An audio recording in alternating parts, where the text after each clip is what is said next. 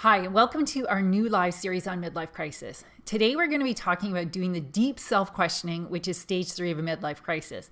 Now, this stage is hard for many people because the things that used to work in their life, or what they thought was working previously, doesn't anymore, and that creates confusion. So comment below on the hardest thing that you are dealing with right now on your midlife crisis, or honestly, ask me any other questions that you have about midlife crisis. Now, many people don't understand midlife crisis, which makes the process more difficult than it needs to be. And that's why I'm doing a video series on this. And I want to cover the topics that are the most important to you. So today's video topic came from a question that I have been asked more frequently than almost any other question. And that is, why am I questioning the things that used to make me happy? And we're going to get into that today. Hi, my name is Kara Lescue and welcome to the channel. So subscribe to get notified of regular live streams, which will be Wednesdays at 7 p.m. Eastern, and to get notified of other new videos on both midlife crisis and meditation solutions for leaders. So let me know what you want to know about these two topics by going to theeagleinstitute.com and going on our contact page where you can ask questions. And when you're there, you can take our quiz on midlife crisis.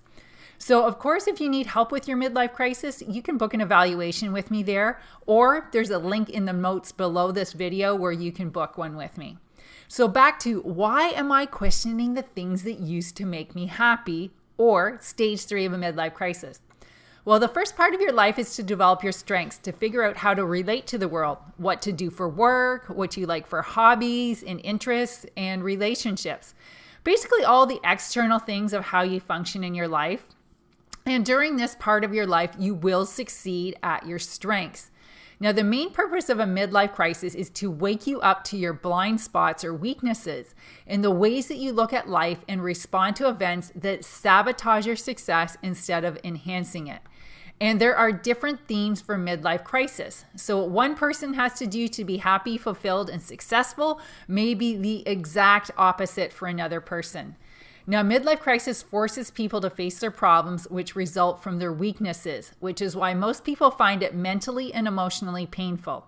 It's also why many people never successfully get through their midlife crisis and resign themselves to an unhappy life. Very often, people don't have the financial abundance that they're capable of either, because it is through developing their weaknesses that they can be the most valuable to the world. So I've heard more people give me excuses as to why they don't need to face their weaknesses than I have seen people take the time to effectively heal the pain and get over those blind spots that will bring them the success that they really want. Very often people do the same things over and over again, getting the same results that aren't working, and they tell me about it and they refuse to change. So have you ever seen anybody like that? Maybe have you ever done that?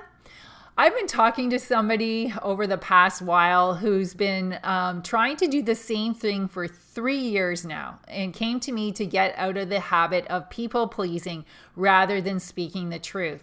And this is really holding him back in his life because he's spending time on work on things that are not his passion, they're not his calling, and he's capable of far more, both in responsibility and in money.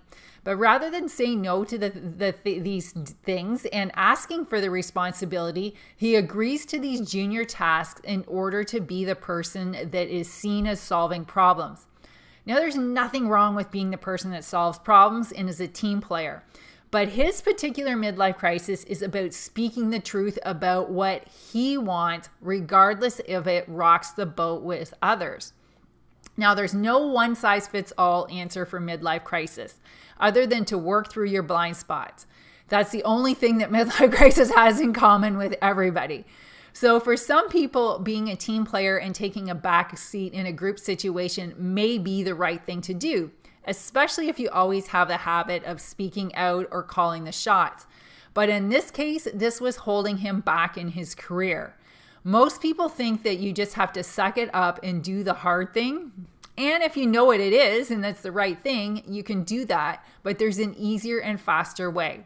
If you do specific meditations to erase your blind spot, then you just feel fine about doing things in a new way.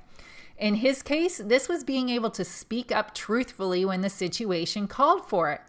And as soon as he started doing specific meditations and forgiveness processes, he found that he didn't have to plan how to negotiate for his needs. He just said the right things at the right time, and he got the higher level of responsibility that he was looking for.